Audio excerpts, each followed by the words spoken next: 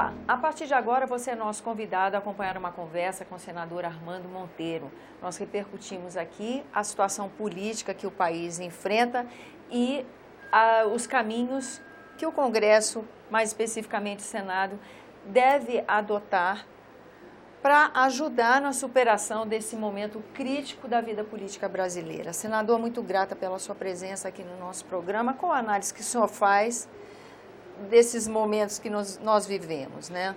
Olha, um reconhecimento da gravidade desse momento da vida nacional. O país vem de um trauma recente, porque, evidentemente, o impeachment é um processo de ruptura da normalidade institucional.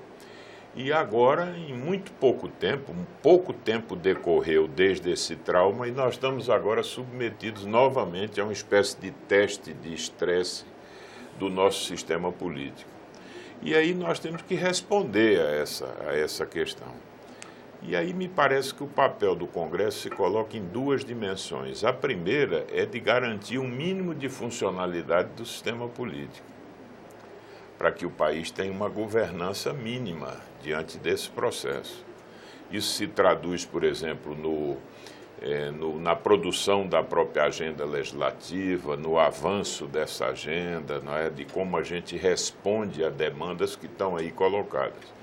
E, de outro lado, o papel político do Congresso Nacional, que é dizer o seguinte: quais são as melhores alternativas para garantir o melhor desfecho para esse processo? Quer dizer, os caminhos que nós temos no sentido de encaminhar soluções aí no futuro.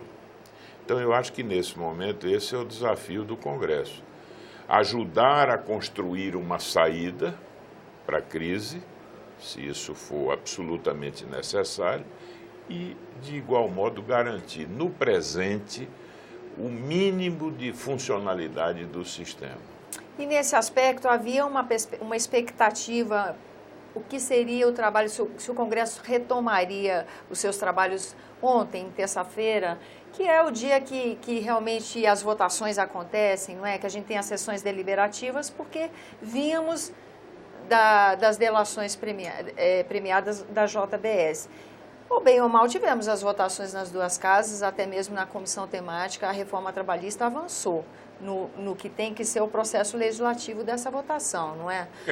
Avançou de uma maneira que temos que reconhecer que o avanço não se deu num quadro de absoluta normalidade. Não. Porque aquela sessão da CAI, eu lhe confesso que estou no parlamento há 17 anos, e poucos momentos foram para mim tão constrangedores como o daquela sessão. O clima que ao final se percebeu e todos aqueles episódios lamentáveis que ocorreram, o que se esperava era que a gente pudesse ter ali, a partir da leitura do relatório, um debate civilizado, respeitando o contraditório, as opiniões divergentes, que de resto são próprias do parlamento.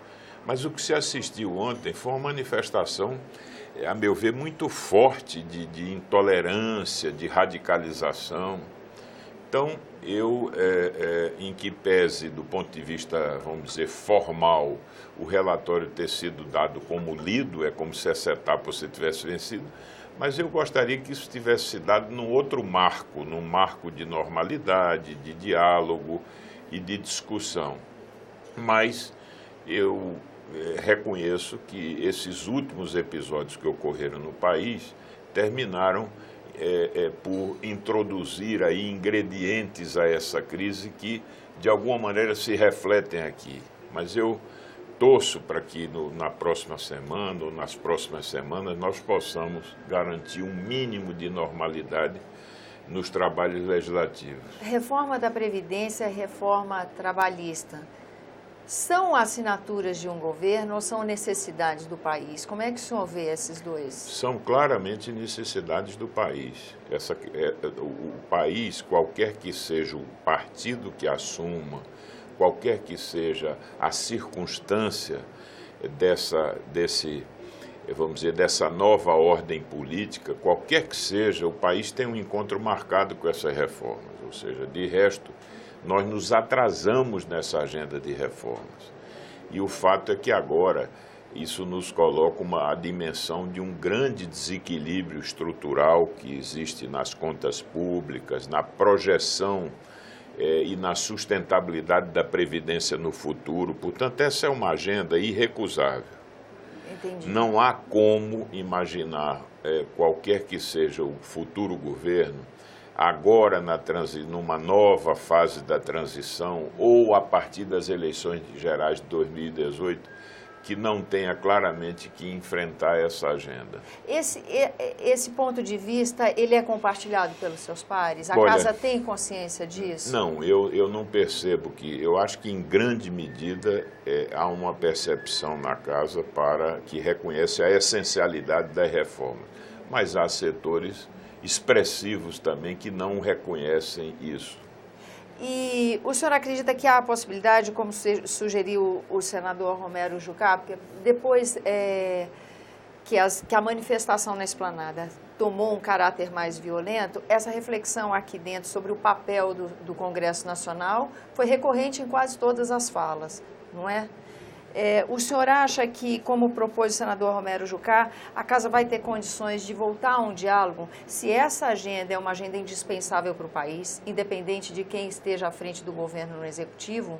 O senhor acha que haverá a possibilidade daqui que a Casa recomponha o diálogo e vença as diferenças por votos, por ideias, por essa linha de debate? Olha, eu acho que restaurar um clima de diálogo aqui no Congresso é absolutamente necessário, porque qualquer que seja o desfecho da crise, até para encaminhar uma solução para a crise, esse diálogo é fundamental. Agora, esse diálogo pode não se traduzir necessariamente no avanço das reformas, porque, evidentemente, há temas que são mais sensíveis, que exigem um ambiente diferente para que você pudesse avançar. Mas eu espero que o diálogo seja restaurado no marco de civilidade e de normalidade, porque é inadmissível que no Congresso não se possa ter um diálogo civilizado. E nesse ponto a reunião da CAI repercutiu no plenário também dessa forma, não é? Os parlamentares que estão há mais tempo no Congresso Nacional, todos fizeram uma reflexão nesse sentido, da importância de você manter o debate nessa casa. Né? Eu acho que foi um espetáculo desprimoroso, acho que ele afronta a própria instituição, na medida em que ficou claro que ali houve excessos que são lamentáveis, né?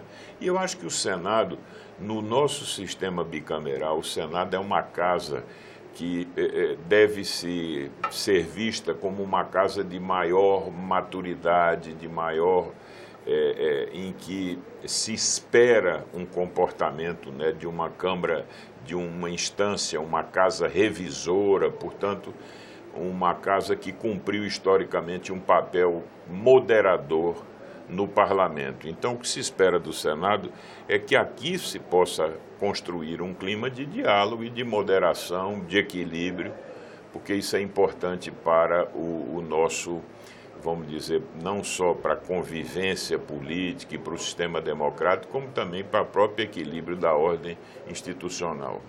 Agradeço a sua presença aqui, senador. Obrigado. Agradeço também a você que nos acompanha, lembrando que esse é o programa Argumento e que você é o nosso convidado a fazer sugestões e críticas ao trabalho da TV Senado. Para isso é 0800 61 2211, que é uma ligação gratuita. Lembro também que há a possibilidade de você rever esse ou outro dos nossos programas usando o endereço eletrônico senado.leg.br/TV. Até a próxima.